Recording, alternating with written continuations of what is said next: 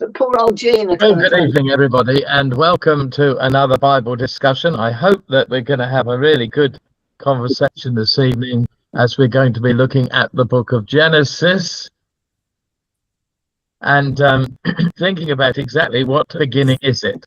Okay. Excuse me. So the word Genesis simply means beginnings, and it's easy to think of it just being the beginnings of humankind with creation. But there's more to it than that, as I've been indicating, and I hope you've been thinking. So before we get into that, let's have a prayer together. And David, can I ask you again to lead us in a prayer? Is that all right? Yes, okay. Thank you. Lord, we thank you that we're all in, and as we look at your word, help us to get fresh understanding of what it means to us. Pray for each member of this group and all the things they've been doing today. We pray that you'll help us be blessed this evening. Amen. Amen. Amen. Amen. What? Now, the book of Genesis is quite long, and we're going to do a bit of an overview of Genesis today, possibly even just an overview of the first half of the book. So we're not going into too much detail. But we have the opportunity of going into detail on another occasion, and so it's up to you if we do that and what you might want to look at. So I'll make a suggestion now. You might want to look at the life of Abraham or the life of Isaac and Jacob, and you might want to look at the flood in more detail. Any of those things we could do, okay? So if you want to go into depth on any of the points, please let me know. What we're going to do is we're going to start by reading from chapter 6. So the book of Genesis, chapter 6, which is the account of Noah and the flood. So it's the chapter before the actual flood. So it's where God instructs Noah what he's to do. It also tells us why, okay? So we're going to read that through. So if you've got a Bible and you're willing to take a turn in reading, I'd be grateful. There are 22 verses, so it would divide quite well into 3 readings. So if 3 people would like to have a go, we could start off with the first verse and read through to verse 6 or 7 or even to 8. But then somebody else carry on from there. So last week it was very good. People picked up on the readings every time quickly, except for on one occasion. So over to you, if you would share together with the reading. Who's going to start us off, please?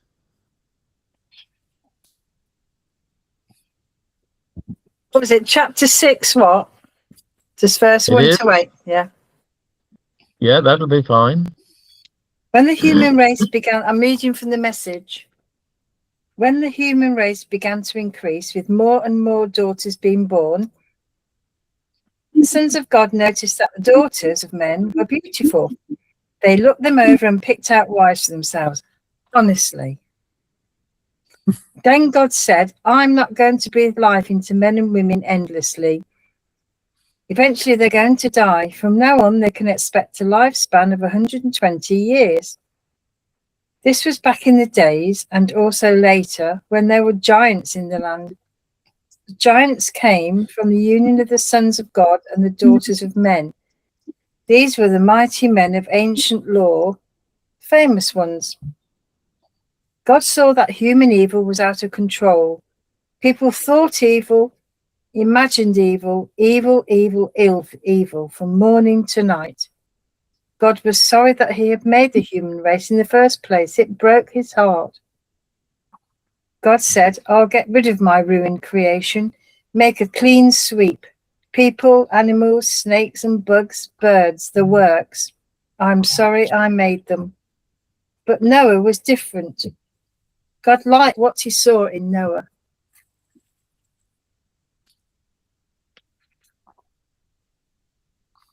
Somebody else, please continue. These are the descendants of Noah. Noah was a righteous man, blameless in his generation. Noah walked with God, and Noah had 3 sons, Shem, Ham, and Japheth. Now the earth was corrupt in God's sight, and the earth was filled with violence. And God saw that the earth was corrupt, for all the flesh had corrupted its ways upon the earth. And God said to Noah, I have determined to make an end of all flesh, for the earth is filled with violence because of them. Now I'm going to destroy them along with the earth. Make yourselves an ark of cypress wood. Make rooms in the ark and cover it inside and out with pitch. This is how you are to make it. The length of the ark, 300 cubits, its width, 50 cubits, and its height, 30 cubits. Somebody Make a Make a roof for it and finish the ark to within 18 inches of the top. Put a door in the side of the ark and make lower, middle, and upper decks. I'm going to bring flood waters on the earth to destroy all life under the heavens. Every creature that has the breath of life in it. Everything on earth will perish, but I will establish my covenant with you, and you will enter the ark. You and your sons and your wife and your sons' wives with you. You're to bring into the ark 2 of all living creatures, male and female, to keep them alive with you. 2 of every kind of bird, of every kind of animal, and every kind of creature that moves along the ground will come to you to be kept alive. You are to take every kind of food that is to be eaten and store it away as food for you and for them. Noah did everything just as God commanded him. Wonderful. Thank you very much for the readings. Okay, so what we'll do, we'll come back to that in a few moments and look at a number of things. If you want to know the dimensions of the ark, meanwhile, in things we're more used to, it's 135 meters long, so 3 times that in feet. So that would be about 300. 450. It's got in my Bible. How much? Yeah, in my Bible it's 400 feet long, 75 feet wide, and 45 high. Wonderful. Thank you for that. Okay. So what I want to do is to reflect on the purpose of what's the purpose of having Genesis in the Bible. Now, maybe that's a silly question. Maybe you think it's silly. Maybe it's talking about the beginning of humankind. And so we've got it there. So we know we're human and we see where we fit in.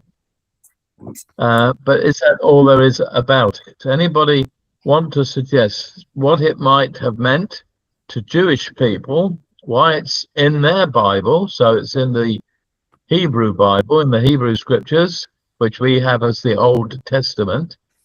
Okay, so we've got it in our Bible in the 21st century, and they have it in their Hebrew scriptures, which are much older. But what was it there for? If it was inspired by God, why did he want it there? Anybody want to make a comment? I think it's the key. The key is chapter 5, because that is where you get your first genealogy. Actually, you might have been leaving, but yeah, genealogy, and it's tracing back the human race to the Godhead, and the God, man was made in the image of God, and this is tracing that right back to the big.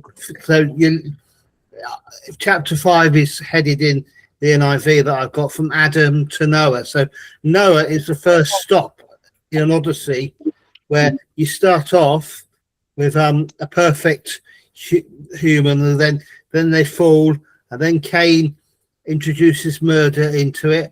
And as you read it, it's not just individuals, but they begin to grow and become nations. But for the Jews, there was a significant genealogy that went back they could trace themselves back to Adam and through Noah. Okay. To me, that's why it's. Thank you, David. I'm happy with that. Can I just finish what I'm saying, Barry? I think that shows that it demonstrates that the faith in God is the original faith, and all the other religions around them. But even by the time of Noah, there would have been other faiths going on around. Okay. And they would have. But the Jews were claiming that theirs is the one God, the original God.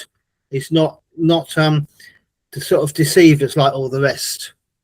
Okay, thank you. That's a really good help. In chapter 5, there's a repeated phrase. Does anybody know what the repeated phrase is? And then he died. Yeah, and he died. Okay. So that's quite an important aspect about and he became the father of. Yes, yeah. Yeah. So that's part of the genealogy, just tracing people back through the father's line. And there's some important people and some lesser important people there. But David's point about it being able to, for Jews to be able to trace their beginning is important. Okay. Anybody else want to suggest anything?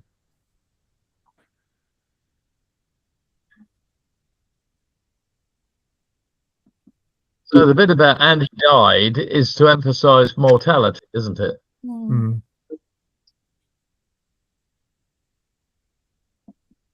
Right. If nobody else wants to come up. Also, Yes, go Fiona. the chapter 6 leads on to chapter 7, and I think it's in chapter 7. No, it must be is leading up to the first covenant, the first agreement between God and people. Okay. And so you can't tell of the agreement between God and people if you don't say why it happened. Okay. That actually leads us to quite a significant thing. And in my communications with you, I have suggested something about the sense of tributaries that run from Genesis all the way through Scripture. So I think that one of the things about Genesis is the beginnings. It shows us the beginnings of biblical truths and doctrines. There are things that we learn there. Now, Fiona's already mentioned the concept of covenants, and covenant theology is an important thing. The word Old Testament really means Old Covenant and refers to the covenant God made, possibly with Abraham, but certainly with Moses. So that's a covenant. And we thought about the forming of the covenant and the sacrifice and the shedding of blood that marked it as well. So that was announced as a covenant as well. But the first covenant was the covenant with Moses, with Noah, and so that's quite an important thing. I think it's an unconditional covenant in Noah, but all the others are conditional, except the new covenant, which was instituted in the upper room when Jesus took bread and wine, shared it with his disciples, and said, "This is the covenant in my blood, which is shed for the remission of sins." So we have got a new covenant, which the letter to the Hebrews stresses is a better covenant. The first covenant had weaknesses in that it depended upon humans' ability to correctly live and walk with God and keep his rules. And of course, that's never happened. So it had a built-in weakness, which the new covenant does not have, because it does not depend on our actions to be righteous, have righteous standing with God. We have imputed righteousness given to us by God, because it is the righteousness of Christ. And that's how God sees you and me. When we turn and put our trust in Jesus, sins are forgiven and we are accepted and received, and we are fully saved. So think about how rivers start off in little tributaries, little streams, and get wider and wider as they pass through. Can you think of any biblical truths or biblical doctrines that you think have some sort of beginning in the book of Genesis, besides covenant theology?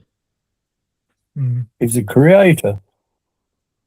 Okay, so creation is important. The chosen people. Something we could link with that. Fiona, did you say something? The chosen people. Okay, yeah, okay.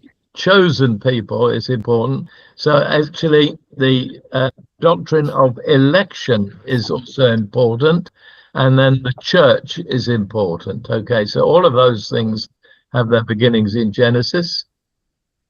How come the church has its beginning in Genesis?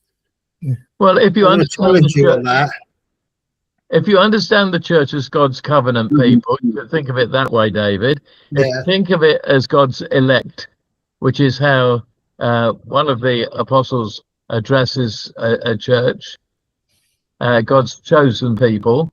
So there is this sense of God choosing people as we go through Genesis, particularly the latter half where we are introduced to Abraham, and we get the chosen people, the historic chosen people of God, which again the New Testament calls the church in the wilderness. So we get church there as well, but that comes in Exodus. What other things? Justified by faith and not works. Yes. Right, okay, we certainly get that through Abraham, justification by faith. We're doing quite well. Can we find any others? That God can do miracles. Mm. Where are you thinking about, Fiona? Well, there's the birth of Isaac. There's the creation of the world. Okay, There's It's a big one. so a miraculous God, okay. Temptation. Okay, we have temptation. What usually follows temptation? Sin. Sin. Sin, okay. And we've got universal sin in Genesis, okay. And then we've got, now what's the term for sin being passed on from Adam into us? I can't remember what it's called. We have that principle as well, so that sin is part of human nature. Original sin. Thank you, David. Original sin. There's another really important doctrine we haven't mentioned, which should stand out like a sore thumb.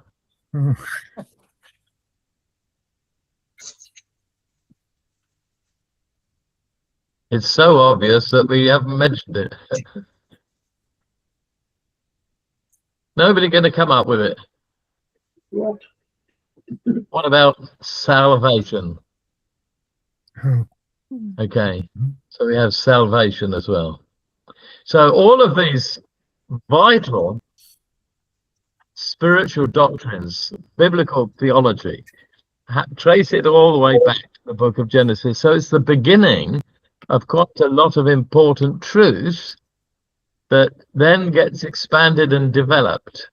And of course, the thing about Genesis, and the important thing for us today as we're talking about it in fairly general terms, is where it fits in to a story. It is, of course, the beginning of a story. And the story is about Jesus. The story is about redemption. The story is about forgiveness. There's another theological issue in Genesis. We get substitutionary atonement. Anybody think where there's a little hint of substitutionary atonement in the book of Genesis? With Abraham and his son Isaac, and then the ram was substituted as a sacrifice instead of the boy. Well done, Tricia. So that's it. Okay, so the story is about Jesus, and we get to meet Jesus, although we kind of get little hints of meeting him beforehand, possibly meeting Jesus in even in Genesis, in what are called theophanies, which are human beings that represented God, may have been God, but in human form. And so when we get three people that go to the home of Abraham, it's believed that that included a theophany. So that might have been Jesus there. We meet Jesus 3/4 of the way through what we call the Bible. And so we meet in the Barry, gospel. I don't really see that anymore. I don't see that Jesus, when Jesus came, they understood Jesus in the way of the, we were looking at Hebrews in this particular way, but we've started to place Jesus in places where I don't think they originally intended him to be, like the theophanies. I think the theophanies was God in human form, but it wasn't the sense that that Jesus was that was God as a savior coming in. It was just God as a commander. And okay, we've got the Abraham story, but with Isaac. But again, I think we've read the salvation story and we've looked back and say that's like Abraham. And like in Romans, Abraham's given an example of faith. But if we look at Noah, in a way, Noah was chosen not because of God's righteousness, but because of his righteousness. Because I do not believe that Noah, well, what's he said about Noah here? I've gone on to other chapters. And I think sometimes we try to squeeze Jesus in where he doesn't actually appear, because people in the Old Testament did not believe in Jesus. They believed in a Messiah that would be a warrior king. Okay. Now, I don't mind the point you're making, and I don't mind anybody contradicting me at any time. But the point about, let's just stay with the theophany for a moment, because theophanies is only an idea. It's an idea. Yeah. Maybe God was present, Jesus was present, and obscure but present. Now there were three people. Is that what it means? I don't know what I can't even say the word. What does that mean? Theophany. Yes. Theophany. Yeah. What does that mean? A theophany is a human being, Yes. or it's God who is appearing within a human form. Okay, so hold tight for it for a moment. Okay, there were three people that called at the house of Abraham, and Abraham sacrificed and worshipped. And so there's a query about, okay, so who is he worshipping and so on. So there is a question about it. So theologians have suggested, and theologians aren't always right, we don't always agree about everything, but the concept of theophanies does exist. So there are people who've been projecting this concept in the past. David is perfectly okay to say he doesn't believe that God was in any of these people who, through the scriptures, represented God. I mean, for instance, we were talking about Melchizedek. He's another one that's a bit of a strange, we don't fully understand who he was, but he has no beginning and no end. Now, that's not human. That's not a human characteristic. And Abraham doesn't exactly worship Melchizedek, but he gives him tithes. So he contributes and gives a thank offering to Melchizedek. So we get these strange things. So it's not an important point. If it was an important point of teaching, it would be said clearly and plainly, but it's not. And what I'm suggesting about the book of Genesis is that we have hints. They are no more than hints. Now, it's fine for David to say, but that's reading back from the New Testament account of the life of Jesus It's reading back into Genesis things that are not clearly stated there. That's perfectly right. Okay. But nonetheless, this book, which is about beginnings, contains much more than the story of human creation and the creation of the world. It's got much more in it than that. And when Jesus met the two disciples on the road to Emmaus, and he wanted to explain who the Messiah was, he went right back to the beginning, went right back into the book of Genesis, right back to the books of Moses. He started there and he went all the way through, pointing it out. So what I'm suggesting, and you can accept it or not, I don't mind, but what I'm suggesting is that the heart of the message of the Bible is the life of Jesus, his death on the cross, and his resurrection and ascension. This is the heart of the story of the Bible. Everything else is almost ancillary to it. Okay? Always thought that. It's not totally nothing to do with it. It gives us a total picture. So in the prophets, we get prophecy concerning the Messiah. In the Psalms, there are references to the Messiah. In the books of the law, we get references to the messianic promise again, which we will look at this evening. So all of these things can be traced back into the book of Genesis. Yeah, because God put them there, didn't he? Say again, Chrissy. Well, God put them there. There was a black hole, and he created the world, and then he's created those people for a purpose. And now we can probably look back at what we think the purpose was. But I mean, I can't understand. Yeah, you know. That's the helpful, Chrissy, because I was saying, what's the purpose? Why is it there? What is the purpose of it? What God wanted it there. What did Jews have to learn from it? And sorry? Yeah, God put it there for the purpose of that they'd learn from it that you know, it can start again. Okay. You know, So we haven't said in the list of truths, there's the issue of accountability and sovereignty of God. All of that can be seen. All of these things can be seen in the book of Genesis.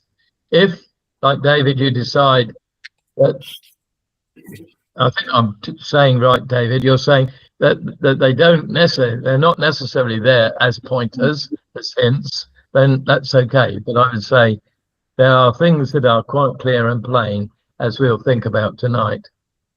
I think what I'm trying to say, I'm going to say it now because I'll have to go in 10 minutes, is that God's Spirit has been in work since the creation of the world, but through but the understanding of what God is doing has grown, and often the themes of grace, the themes of redemption, as you said, are seen very much in the Old Testament. And the other thing I've noticed about Genesis is that it's almost two books, because you've got the first 11 chapters where God is seen as the God of the whole world. Yeah. But then from chapter 12, it's focused down on Abraham.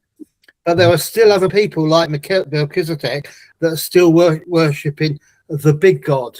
And I think the big theme, the big theme of what the Jews believed is that God was their God exclusively, but he was the God of the whole world. He was the creator of the whole world. Yeah.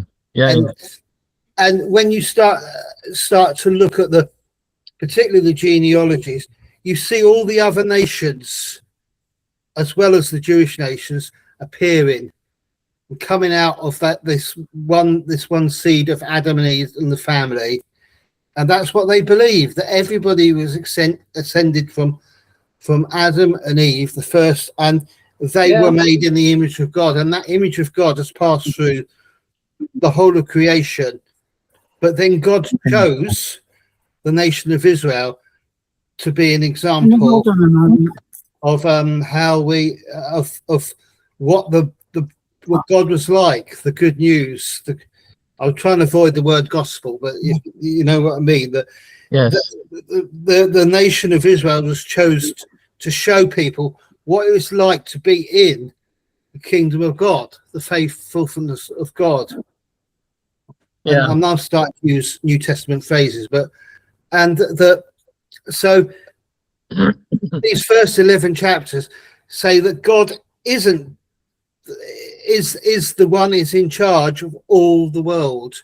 But then we start to focus on Abraham, not And his because family, yeah. he's particularly chosen, because his father was also chosen, but then decided to stay in Haran, whereas Abraham went and then his faith really sort of grew to the nation of Israel, and his descendants were like 1,000 stars.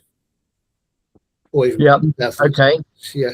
Does that make sense, or am I confusing people? No, it makes perfect sense. Because I read a book called A New Kind of Christianity, and the author there, Blind McCann, says many Christians read the Bible backwards. They start with Jesus, and then they try and find places where gospel, and then they ignore bits that don't really, bits like the Leviticus and things like that don't really fit into the modern New Testament story. But those themes that Jesus taught are within the Old Testament and even in Genesis from the very beginning, but they manifest themselves in different ways according to the culture of the people. Okay. What we're going to do is have a look at a video in a moment. And it picks up on what David has said about the first 11 chapters of Genesis being about God and the world, and then the remainder is being God and Abraham and his descendants.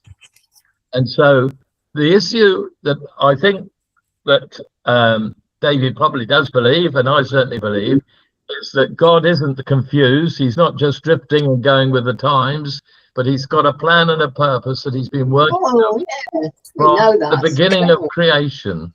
So God's plan and purpose incorporated the choosing of the people of Israel. So that's Abraham and his descendants, that they were his chosen people.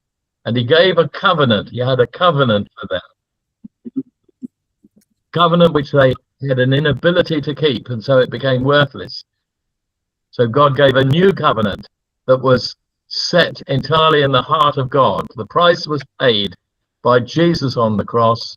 It was not necessary for humans to be obedient to law in order to gain righteousness, because that's not possible to be righteous through the keeping of the law. Bible tells us that. But righteousness comes as a gift of God through faith. So the issue is whether, when you look back into Genesis, and if you look back as part of the whole picture and say, okay, why is it there? Where does it fit in to the story, the whole story of salvation? Then it's up to you whether you want to say all these little hints that are there are significant because they're pointing us somehow, giving a hint of something yet to come, or whether you want to say, no, that's human manufacture, which is the point that David is making from a book. Okay, so if you're ready. I wouldn't say it was people were inspired by their culture.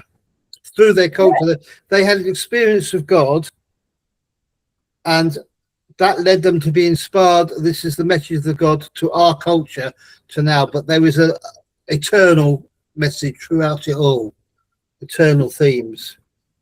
And I was going to say something else that I wanted to finish with, and I've forgotten what it was now. Sorry. We'll probably made everything clear. It's not coming. It's been, we've made a clear point, David. It's fine.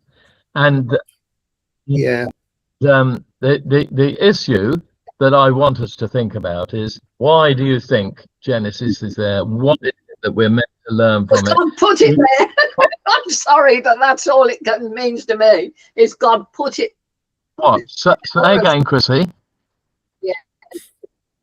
Yeah, so I've got as well. I'm getting upset face. Very simple. And you know, see, so I mean, I'm looking at my Bible now, and it's telling you all what's happened from the beginning and what culture has happened, and it says nation undated, no, and then we get 2,500 BC.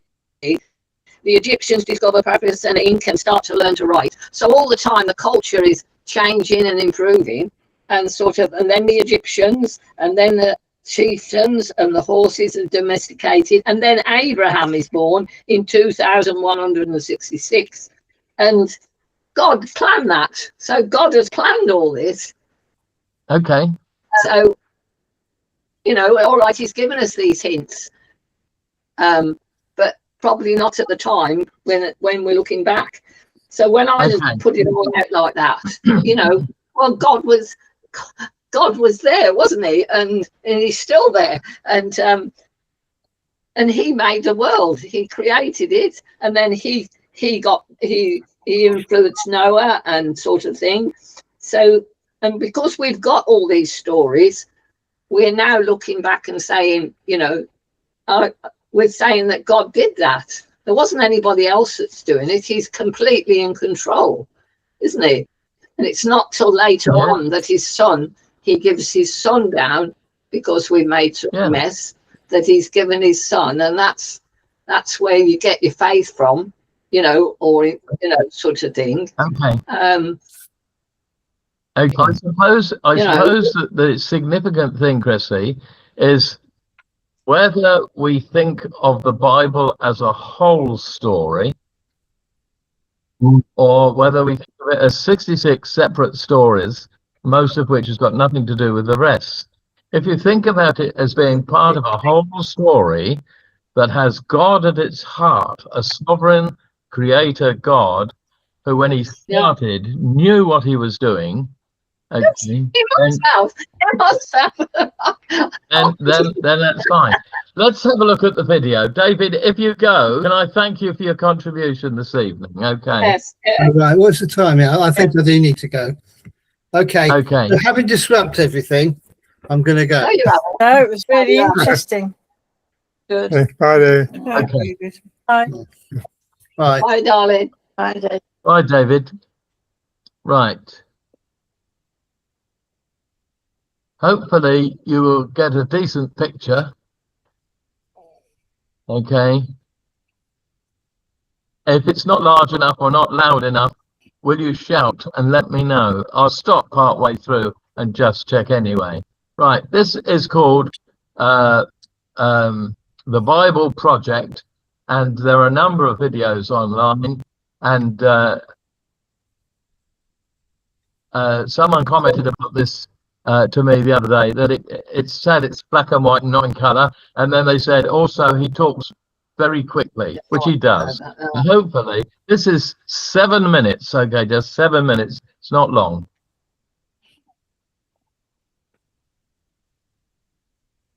The Book of Genesis.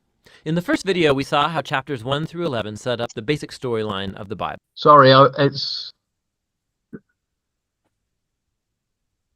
want to be sure that I'm on the right one. We've used these before, haven't we? I'm on the wrong one, so I'm on the second half, not the first half.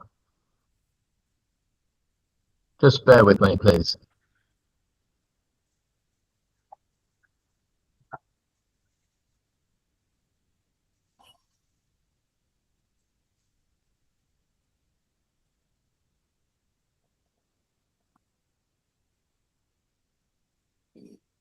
Right, let's start again. It was a bit quiet. Could you hear all right? Yeah. Yes.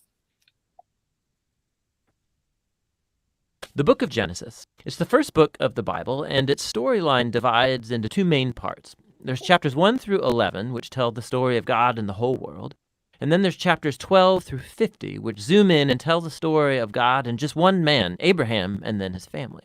And these two parts are connected by a hinge story at the beginning of chapter 12. And this design, it gives us a clue to how to understand the message of the book as a whole and how it introduces the story of the whole Bible. So the book begins with God taking the disorder and the darkness described in the second sentence of the Bible, and God brings out of it order and beauty and goodness. He makes a world where life can flourish. And God makes these creatures called humans, or Adam in Hebrew. He makes them in his image, which has to do with their role and purpose in God's world. So the humans are made to be reflections of God's character out into the world, and they're appointed as God's representatives to rule his world on his behalf, which in context means to harness all of its potential, to care for it, and make it a place where even more life can flourish. God blesses the humans. It's a key word in this book. And he gives them a garden. It's like a place from which they begin starting to build this new world. Now, the key is that the humans have a choice about how they're going to go about building this world. And that's represented by the tree of the knowledge of good and evil.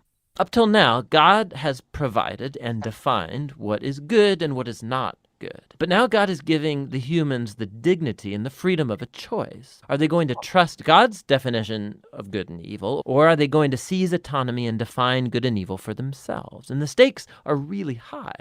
To rebel against God is to embrace death, because you're turning away from the giver of life himself.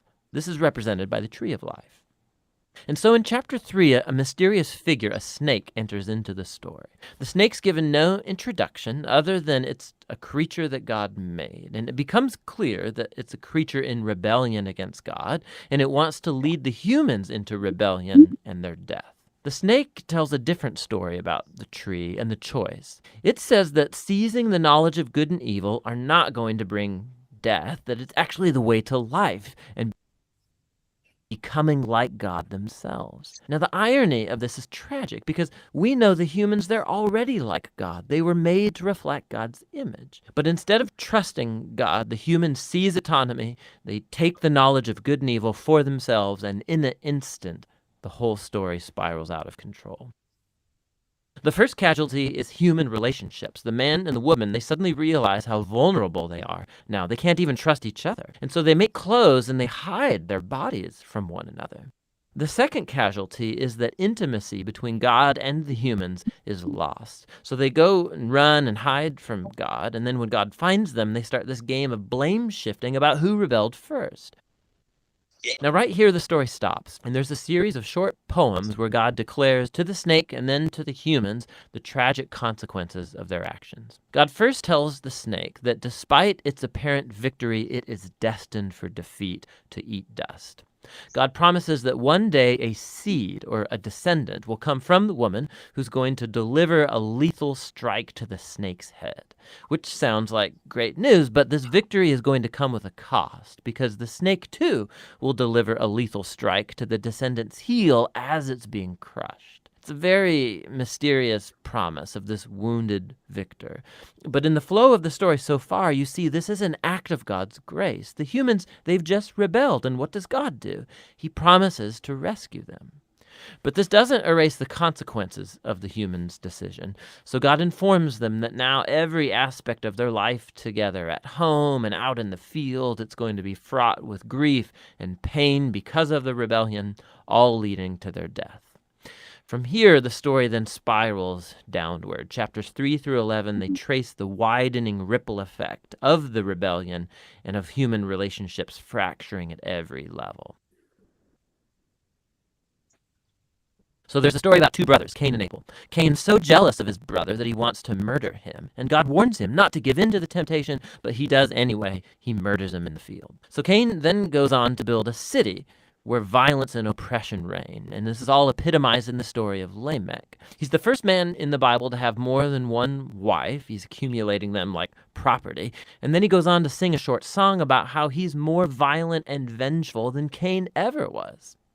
After this, we get an odd story about the sons of God, which could refer to evil angelic beings, or it could refer to ancient kings who claimed that they descended from the gods.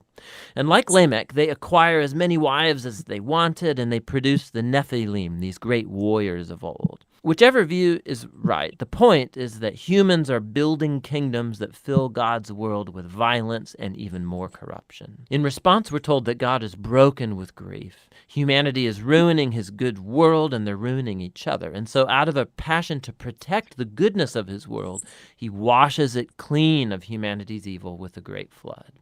But he protects one blameless human, Noah, and his family, and he commissions him as a new Adam. He repeats the divine blessing and commissions him to go out into the world. And so our hopes are really high, but then Noah fails too, and also in a garden.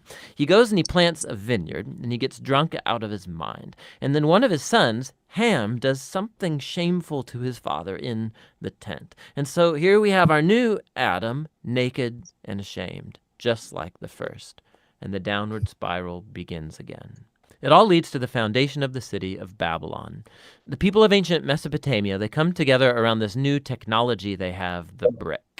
And they can make cities and towers bigger and faster than anybody's ever done before. And they want to build a new kind of tower that will reach up to the gods, and they will make a great name for themselves. It's an image of human rebellion and arrogance. It's the garden rebellion now writ large. And so God humbles their pride and scatters them. Now, this is a diverse group of stories, but you can see they're all exploring the same basic point.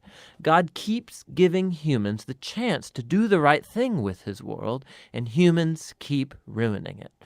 These stories are making a claim that we live in a good world that we have turned bad, that we've all chosen to define good and evil for ourselves, and so we all contribute to this world of broken relationships, leading to conflict and violence and ultimately death.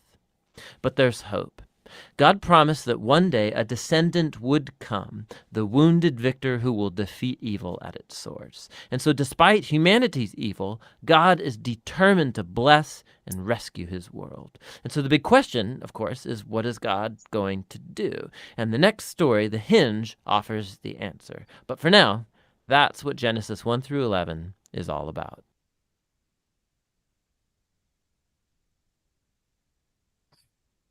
Right, hold on while I just stop presenting.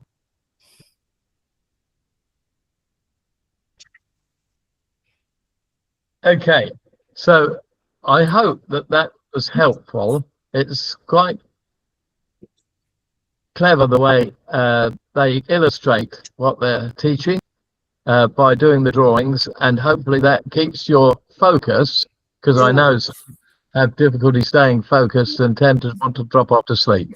So hopefully that kept your focus, and you might like to have a conversation now about what was in it that maybe spoke to you. Was there anything that stood out, and maybe something you hadn't reflected on before that you reflect on? But basically the story is that God created a perfect world that human beings have corrupted because of our sinful nature, but that God again and again gave chances of forgiveness and mercy, but people didn't take it. One illustration of that is with Cain and Abel, where Cain is determined to kill his brother, and God says, you mustn't do that. And he said, look, sin is crouching at your door. Either you resist it and overcome it, or it's going to overcome you. And he chose to be overcome by the sin. So very interesting how all of these different things sort of fit together. But in the presentation that we have from the Bible Project, we have it presented to us as part of this story that God was unfolding from the very beginning. So when you read a book, you start at the beginning, and maybe you don't understand what it's about. It's about two cities and two times and so on. But what's that got to do with anything? And it's not until you get to the last chapter that you really understand what the story is about. And that's what evangelical theologians have been particularly emphasizing, not exclusively evangelical ones, but it's the heart of the thing is that it's one big story, one big message that centers around the gift of Jesus and his coming into this world and dying for us on the cross. So comments? Anybody want to argue with anything that was in the film, or anything that was in the film that stood out to you? Jean, are you wanting to give something? No. We've lost her. Our weak voice. She's muted herself. Muted, Jean. Oh, she's gone. She's gone. I think. Oh, didn't she? She said she'd go. It turns her off halfway through.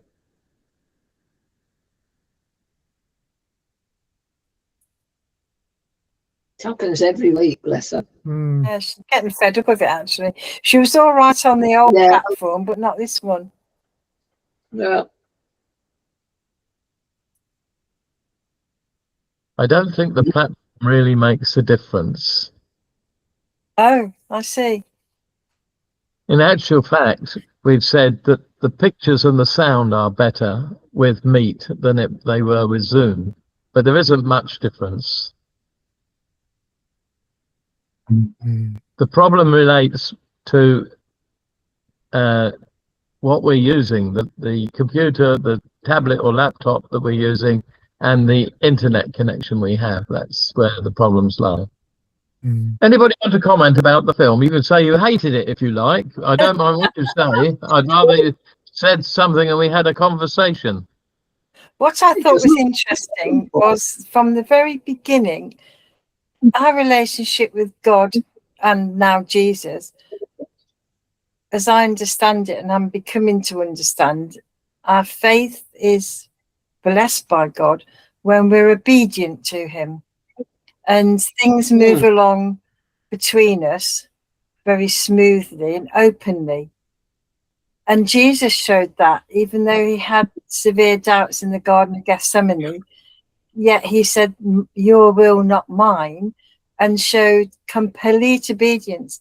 And there in Genesis, we show what happens in the very early stages where Adam and Eve were disobedient to God.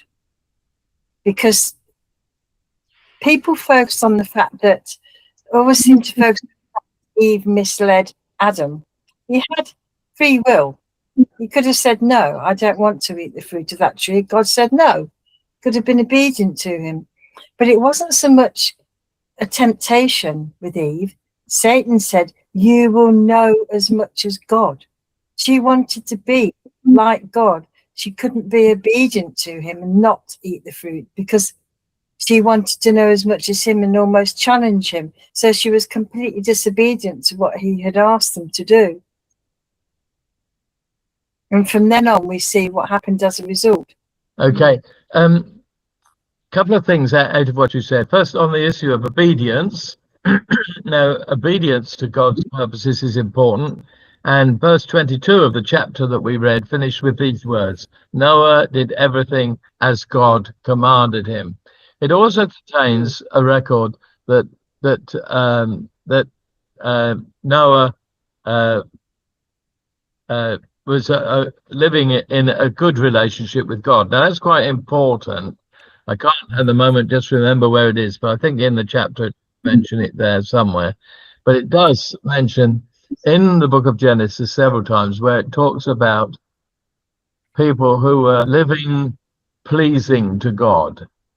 And there weren't rules and regulations. The only rule and regulation in the creation story was that they were not to eat of the tree with the knowledge of good and evil. And that's what they broke. And they broke it because they saw it was an attractive fruit, that if they took it, they would be like God, they'd be equal to God, and that it was delicious. So all of those things, it was lust of the eyes, lust of the flesh, and the pride of life, which has been our downfall all the way along. It's those three things that cause us problems. So that's one of the key things that come out of it. Anybody else want to comment?